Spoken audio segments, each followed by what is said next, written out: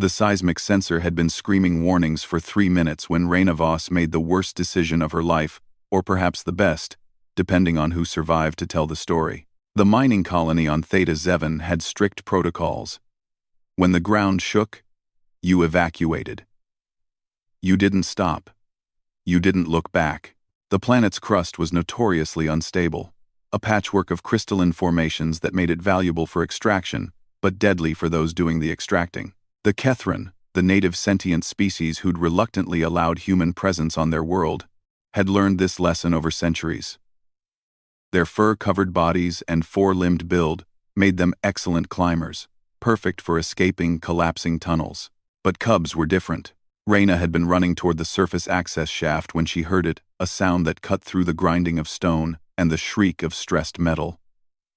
A high-pitched keening, desperate and terrified. She'd worked with the Kethran long enough to recognize a distress call from their young. The logical part of her brain, the part that had kept her alive through 5 years of deep space mining operations, told her to keep running. The shaft was 50 meters ahead. Safety was within reach. Behind her, Tunnel 7 was already beginning to fold in on itself. Support beams groaning under impossible pressure. She stopped anyway. Stupid human instincts, she muttered, spinning back toward the sound. The cubs were in a side chamber, one of the cultural spaces the Kethran carved into every mine places where they could gather, share stories, and maintain connection to their ancestral ways, even while working in human-designed facilities.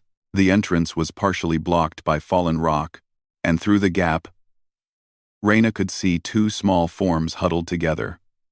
Kor and Lekka. She knew them. She'd shared her ration bars with them just yesterday, had laughed at their curiosity about human hair, something Kethran found endlessly fascinating.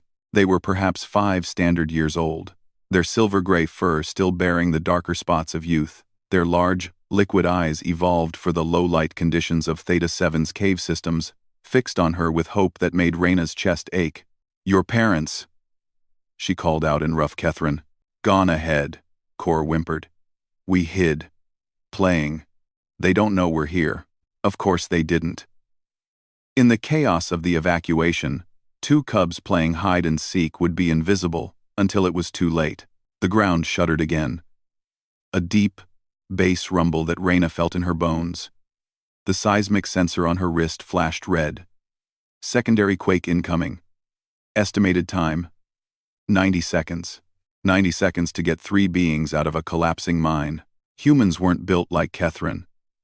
They couldn't climb sheer rock faces with retractable claws. Their bones weren't as flexible. Their senses weren't as sharp in darkness. But humans had something else, something that had carried their species from one small planet to the stars, something that made other species shake their heads in baffled admiration or horror, depending on the circumstances. Humans were stubborn. And when a human decided something was worth dying for, reality itself seemed to bend rather than break their will. Reyna wedged her shoulder against the fallen rock, blocking the chamber entrance. The stone was rough against her mining suit, and for a heartbeat, it didn't budge. She adjusted her stance, planted her boots, and pushed with everything she had. Hydraulic assists in her suit whined, adding mechanical strength to biological determination. The rock shifted. Centimeter by centimeter, it moved, grinding against its neighbors, sending smaller debris cascading down. Reyna's muscles screamed. Her vision tunneled. But the gap widened. "Now," she barked. "Come now." Kor darted through first, his small body slipping through the opening with feline grace. Lekka hesitated, younger and more frightened, her claws scrabbling against stone. 60 seconds. "Lekka," Reyna's voice cracked with urgency. "Move." The cub lunged forward. Reyna dropped the rock she'd been holding, no time to lower it gently, and grabbed Lekka by the scruff of her neck, the way she'd seen Kethran adults carry their young. With Kor pressed against her leg, she turned and ran. The tunnel was dying around them. Ceiling panels sparked and fell. Emergency lights flickered and failed. The ground beneath Reyna's boots felt like liquid, each step uncertain, She clutched Lekka to her chest with one arm and grabbed Kor's small hand with the other, pulling him along faster than his short legs could manage. 40 seconds. The access shaft was visible ahead, a circle of blessed daylight that seemed impossibly far away. Behind them, Tunnel 7 gave up its fight with physics. The sound of its collapse was like the end of the world, a roar of pulverized stone and shredded metal that chased them like a living thing. 20 seconds. Reyna's lungs burned. Her legs felt like they were filled with lead, but humans had evolved as endurance hunters, creatures that simply didn't stop, that pursued prey across endless savannas until the prey dropped from exhaustion. That same evolutionary gift drove her now. 10 seconds. She threw Kor toward the shaft entrance, saw Kethrin's hands catch him and pull him up. She hurled Lekka upward next, felt the cub leave her grasp, heard the chittering of relief as others grabbed her. 5 seconds. Reyna jumped, her fingers finding the ladder rungs. She climbed with mechanical precision, even as the world shook apart below her.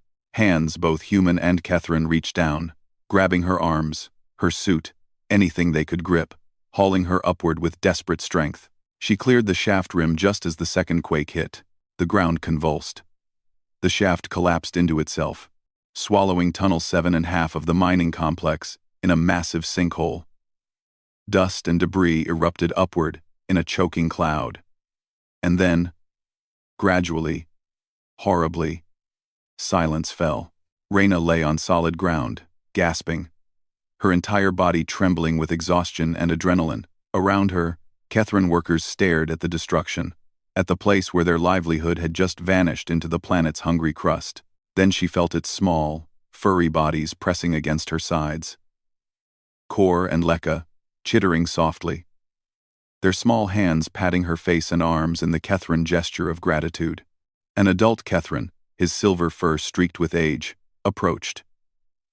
Reyna recognized him, Elder Thros, the colony's Kethrin liaison. He looked at her for a long moment, his luminous eyes unreadable. "You turned back," he said finally, his standard flawless despite the heavy accent. "Your protocols say, never turn back." Reyna managed a weak smile. "Yeah, well, humans are terrible at following protocols." Thros's face split in what might have been a grin on Kethrin. It was hard to tell. "This is known. This is why we allow you on our world, despite the chaos you bring." He gestured at Kor and Lekka. "These cubs are of the Highborn clan. Their survival matters greatly to our people." "They're kids," Reyna said simply. "That's all that mattered to me." The elder tilted his head, studying her with new appreciation. "Your species is complicated, individually foolish, collectively unstoppable." He extended his hand in the human fashion, something no Kethrin had ever done before. "The Kethrin remember their debts. Today, we are in yours." As Reyna clasped his hand, Kor and Lekka still clinging to her like burrs, she realized something the galaxy had been learning for generations. Humans might be fragile compared to many species. They might lack natural weapons, advanced senses, or protective armor, but they had something else, something that made them pull cubs from collapsing mines, that made them turn back when every instinct screamed to run forward, that made them defy probability and death itself when something they loved was at stake. Humans had heart. And sometimes, in a cold and logical universe, that made all the difference.